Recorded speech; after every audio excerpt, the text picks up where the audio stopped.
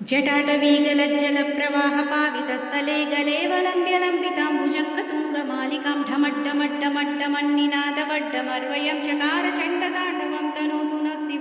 शिवम् जटाकटाह सम्भ्रमभ्रमन्निलिम्पनिज्जरी विलोलवीचिवल्लरी विराजमानमूर्धनि धगद्धगद्धगज्ज्वलल्ललाटपट्टपावके किशोरचन्द्रशेखरे रतिप्रतिक्षणं मम धराधरेन्द्रनन्दिनी विलासबन्धुबन्धुरा स्फुरद्दिगन्तसन्तति प्रमोदमानमानसे कृपाकटाक्षधोरणी निरुद्धदूर्धरापदि क्वचिद्दिगम्बरे मनोविनोदमेतु वस्तुनि जटाभुजङ्गपिङ्गलस्फुरत्पणामणिप्रभा कदम्बकुङ्कुमद्रवा प्रलिप्तदिग्वधूमुखे मदान्दसिन्धुरस्फुरत्वगुत्तरीयमेधुरे मनोविनोदमद्भुतं विवर्तु भूतभर्तरी सहस्रलोचन प्रभृत्य शेषलेखशेखर प्रसूनधूलिधोरणे विदूषणाङ्घ्रिपीठभूभुजङ्गराजमालया निबद्धजाटचूटक श्रियैचिराय जायतं चकोरबन्धुशेखर ललाटचत्वरज्वलद्धनञ्जय स्फुलिङ्गबाणिपीतपञ्चसायकं नमन्निलिम्पनायकं सुधामयूखलेखया विराजमानशेखर महाकपालिसम्पदे शिरोजटालमस्तु नः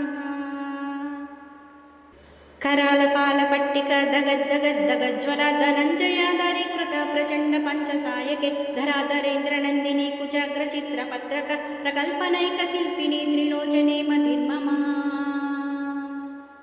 नवीनमेघमण्डले निरुद्धदुर्धरस्फुरत्कुहूनिसीदिनी तमः प्रबन्धबन्धुकन्दरः निलिम्पनिर्गरीधरस्तनोतु कृत्तिसिन्धुरः कलानिधानबन्धुरः श्रियज्जगद्धुरन्धरः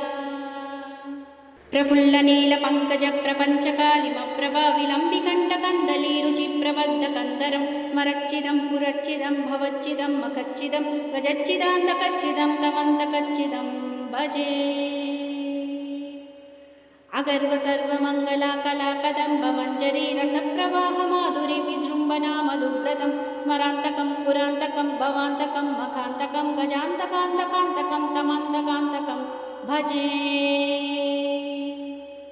जयत्वद भविभ्रमा भ्रमद्भुजङ्गमस्वसाद्विनिर्गमत्क्रमस्फुरत्करालफालहाव्यवड्धिमिद्धिमिद्धिमिध्वनन् मृदङ्गतुङ्गमङ्गल ध्वनिक्रमप्रवर्तित प्रचण्डताण्डव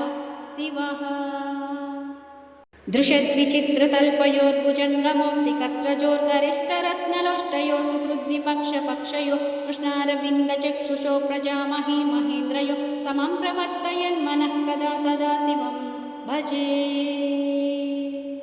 कदा निलिम्पनिज्जरी निकुञ्जकोटरे वसन् विमुक्तदुर्मतिः सदा शिरस्तमञ्जलिं वहन् विमुक्तलोललोचनो ललाटफाललग्नकः शिवेति मन्त्रमुच्चरन् सदा सुखी भवाम्यहम् इमं हि नित्यमेव मुक्तमुत्तमोत्तमं स्तवं पठन् स्मरन् ब्रुवन्नरो विशुद्धिमेति सन्ततं हरे गुरो सुभक्तिमासु याति नान्यदा गतिं विमोहनं हि देहिनां सुशङ्करस्य चिन्तनम् पूजावसानसमये दशवक्त्रगीतं यः शम्भुपूजनपरं पठति प्रदोषे तस्य स्थिरां रथगजेन्द्रतुरङ्गयुक्तां लक्ष्मीं सदैव सुमुखीं प्रददाति